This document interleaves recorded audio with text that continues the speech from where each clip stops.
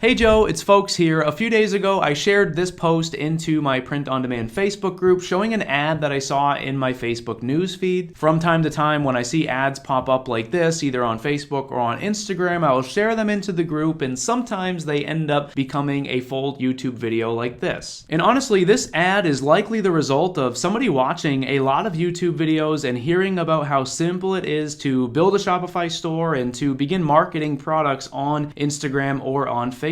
They've basically created a very simple design and they started to set up their ads. If that's something that you need help with, I do have a free course. It's called POD for Dummies. There's a link down in the description. Inside are over 30 videos showing you how to build your store and get started with social media marketing. But back to the design. The problem is this is an extremely basic design. It's probably not going to sell. It's probably going to get some likes on Facebook, but the store owner is probably not going to make sales. I am not trying to be negative. I am just trying to share from my perspective. I started print on demand in 2016. I have sold lots of different print on demand items. I've also worked with a lot of people to help them with their stores. At this point, people who have gone through my training have made over $6 million in sales. I send mugs to people like this when they hit different sales milestones. Essentially what I'm saying is this ad here is probably going to result in the store owner spending a lot of money but not making a lot of sales. Now, why am I making this video? Besides the fact that I don't think this design is going to do well, I got this comment on the video. It says, if they're in it for the long haul, they may be advertising to gain an email list of customers that they can then sell to over and over again. There are pros and cons to t-shirts and higher profit products. For example, people will buy multiple t-shirts, but they'll only buy one metal sign. While I like Joe's content, I can also understand why people want to sell shirts. They're advertising based on the lifetime value of the customer, not just the profit from one t-shirt sale. And in the video today, we're going to peel back what they said, and I'm going to sort of try to pull back the curtain on some of the common myths surrounding selling t-shirts. And this video is not me trying to convince you that my way is better. It's more so me trying to help you to understand what exactly you're getting into if what they're saying is your goal with print on demand. Essentially, if you're buying into this myth around t-shirts, I'm trying to help you to understand what it is you should expect in terms of the time and the money that would go into making a strategy like that a success. And before you comment and tell me that I'm stupid, please just try to watch the video and hear me out. Again, I'm not trying to make it seem like my way is the only way. I'm just trying to make a case here that this strategy may not be great for beginners. And the first thing to clear up, in the comment they said, for example, people will buy multiple shirts, but they'll only buy one sign. This is something I've seen a lot of people say, and it's because I've made videos here on my channel talking about how I have a store that is selling print-on-demand metal signs. I am making those videos not with the intention to say that the only product out there that you can sell is a metal sign. And just as a side note, I have actually got repeat buyers on metal signs. A lot of times people have come back to buy one of the signs as a gift for a family member, but honestly, there are tons of other products out there that I have talked about. Here on my channel, I've done reviews. I've also talked about other stores that I've had over the years, and the fact is there are tons of print-on-demand items out there. There is lots of other apparel items. There's also lots of different home decor items and accessories, and to think that the distinction between what you're doing with print-on-demand is only between shirts and signs is not entirely accurate. And again, I'm not saying this person meant something like that. I've just seen other people say that as well, and I wanted to clear that up. Personally, I have sold shirts. One of my first stores ever was a shirt store. I sold it in 2018, and since then I've been making a full-time income selling high-profit print-on-demand items on Shopify. Back to the comment. They said if they're in it for the long haul, they may be advertising to gain an email list of customers that they can then sell to over and over again. Also making the point that some people may buy multiple shirts, but they may only buy one metal sign. Again, we just talked about that. And they finished it up by saying they're advertising based on the lifetime value of the customer, not just the profit from one t-shirt sale. First off, focusing on the lifetime value of a customer is not only something that you can do with shirts. I just kind of talked about all of the other options out there, and repeat buyers are definitely possible. The main point of this video though is breaking down that strategy, like running an ad like this, choosing a t-shirt, which is a low profit item, with the hopes of just building an email list. Essentially running an ad and breaking even on the sale because you're spending on the ad with the hopes that long term term, you will be able to get repeat buyers and extend the lifetime value of your customers. This is an extremely common practice within the world of print on demand, especially for Shopify sellers. But what I'm trying to do in this video is help you to see what would actually go into that in terms of time and budget when it comes to actually running an ad like this. And more importantly, why a beginner may want to think twice about trying that. Essentially, what I'm saying is this is one of the hardest ways to succeed with print on demand. In most cases, it's going to be much more cost efficient and also easier to just choose a higher profit item from the start. And in this video, for the rest of it, we're going to sort of break down a couple of different options. Let me break this down to show you what I'm talking about. Essentially, what they're saying is run an ad and make an initial sale. If it's a t-shirt, that's going to be a pretty low profit sale. Their hopes are to essentially break even. They're not worried about the profit, as they said, on the initial t-shirt sale. The goal would be to just continue to run the ad and make maybe 100 sales or something like that. And then, because they're focused on the long haul, they're going to use email or text follow-ups to bring those 100 customers back to the store to actually buy again. The problem is that as a beginner getting into print on demand, the math that would go into that to make it work is going to cost you a lot of money. Now, obviously, I've made videos here on my channel about how ads are incredibly simple to set up, and they are. It's a great way to sell print on demand items. The point that I'm trying to make is that you should not just launch an ad hoping to break even, because you're going to be spending a ton of money on that ad. It would be much better to just choose a high profit item from the start and make some initial profits. And you can still focus on trying to bring people back to the store and extend the lifetime value of them. This here is the shirt that they are selling on their actual store, and they have it listed for $26.99. There actually was a pop-up on this store where you could get a 15% discount, which means if you bought it and you used that 15% discount, you would be paying a total of $22.94 for the shirt. You can see here they're also charging $5 for shipping, meaning the customer is going to be paying almost $28 for an extremely simple design, but that's not the point. The point here is the store owner got $22.94 for the shirt. I believe this here is the shirt they are selling. I can tell that because if you zoom in on the tag, you can see that it says Gildan Soft Style, which is this shirt right here. If we scroll down, we can see that on average it costs about $10. That means that their profit on this shirt is going to be $12.94. But that does not count what they had to spend on the ad. Obviously, running ads costs money. The question here is how much money did they have to spend to make that sale where they're profiting $12? According to this study here, inside of the apparel industry, people average about $10.98 on an ad to generate a sale. And if we go back to our breakdown with some dollar amounts, we can see how this is starting to cost a lot of money. So again, let's say we run the ad, we make an initial sale, and we've spent $10.98 on the ad to actually make that sale. If we kept running it to make 100 sales, we would have spent $1,098 on the ads to make 100 sales. That's just 100 times $10.98. We are then going to focus on bringing those 100 customers back to the store, and I actually looked up what an average is for repeat customers. This here says 14.77% of all e-commerce shoppers are returning shoppers, so let's just assume that 15% of those 100 people actually come back to the store. That means if we're lucky, we're making 15 more sales at a 15% return rate on those 100 customers. Essentially what I'm saying is we are making $12.94 per sale. But remember, for the first 100 sales we spent on the ads. If we minus our $10.98 from our $12.94 profit, we have a profit of less than $2. That does not include any transaction fees or any taxes. So we can essentially say that we have broken even. We spent $1,098 to make 100 sales and we did not make any profits at all. And again, if we reference the comment, that's what they're saying they're trying to do. They're advertising based on the lifetime value of the customer, not the profit from just one shirt sale. That means as a beginner, you would need to spend over $1,000 on your ad to just generate 100 customers that then you could do follow-up marketing with. And again, if we assume that we are going to make 15 sales from that follow-up marketing with that average 15% return rate, that's going to give us $194.10 in profit after all of that work. And what I'm trying to do with this video is show you that if you are pursuing that, there are better products out there that will make you a better profit from the beginning. That way you're not just spending on an ad with the hope that someday you're going to be able to bring people back to the store to be profitable overall. The fact is that running email campaigns and text campaigns is probably going to take a decent amount of trial and error. As a beginner, that might be a mountain that is too tough to climb. Yes, building a Shopify store is a great strategy. Yes, running ads is a great strategy, but there are products out there that will help you to be profitable from the beginning. And yes, in some cases, people will buy more than one. People don't just buy multiple t-shirts, they can buy multiple of lots of different items. For example, print-on-demand leggings. This store here is a store that I featured on my YouTube channel in the past. Here on the Printful website, they actually gave this store a shout out saying they've done over $10 million